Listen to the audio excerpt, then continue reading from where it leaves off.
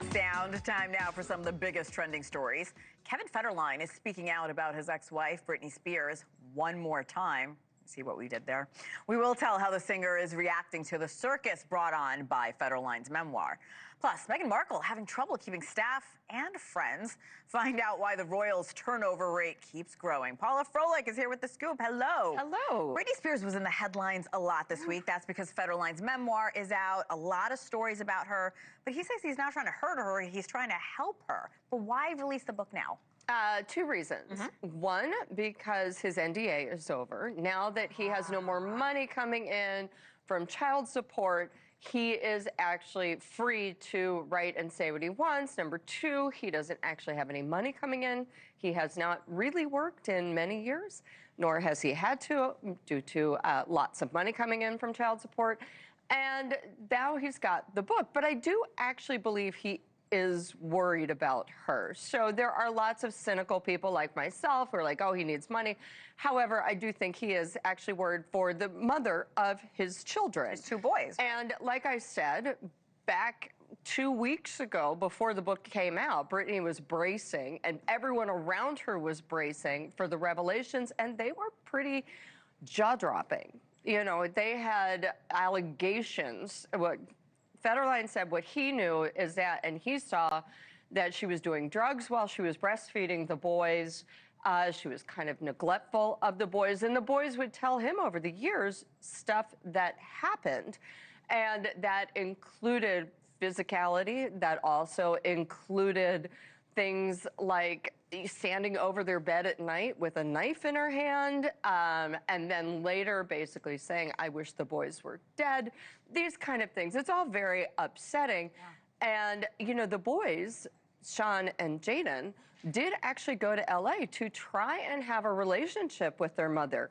And one of them has seen her one time, one has seen her 5 times. Apparently, it has all been so distressing that they are not in regular contact, which is really upsetting. And Britney is not doing well. Now, we've seen her act insanely erratically on her Instagram, where she's playing with knives. She's got dog feces all over the house. It's getting dirtier. And you know, she just looks a mess. Her hair extensions are falling out. And now comes news this week of a really unfortunate incident at a restaurant called Red O in Thousand Oaks, outside of in LA. And she was drinking, acting very erratically, pushing over glasses. They get her out of the restaurant. They try to stop her from driving. She jumps in her black BMW, peels out and crisscrosses lines all the way home. A friend is actually with her. They try to get in her garage or in her house through the gates by using the code. For 10 minutes, she can't get in. The friend leaves. 10 more minutes, she finally gets in, and everyone's like, oh, wow. It really looks like 2006, 2007 again, except for nobody's going to stand up because of the huge Free Britney backlash. But turns out she might actually need some help. Yeah, it seems so. I mean, based on her Instagram, we're all rooting for her. I hope she's okay. 100%. I have about 90 seconds. I want to hear about your reporting with Meghan Markle. She's lost yet another publicist in the past 5 years, her 10th, I believe. I've said it before. I'll say it again. People who talk about being kind are usually not that nice. So you've got Meghan Markle going through her 10th person in a period of 2 to 5 years. This is crazy. Now, these jobs, this woman, Emily Robinson, who was a major figure at Netflix, making a lot of money, also headed up PR for The Crown, went to go work with Meghan, lasted a whopping 3 whole months with Meghan and Harry.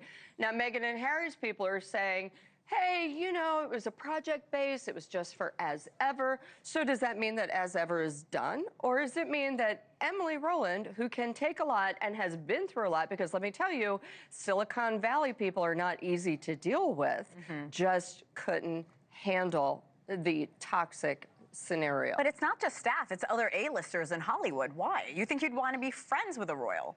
Yeah, but here's the problem. They're kind of D-list royals, and they're not really royal anymore. Right. They're not allowed to use the HRH. You have Kamala Harris, who is at the Fortune Summit, along with Meghan. There are no photos.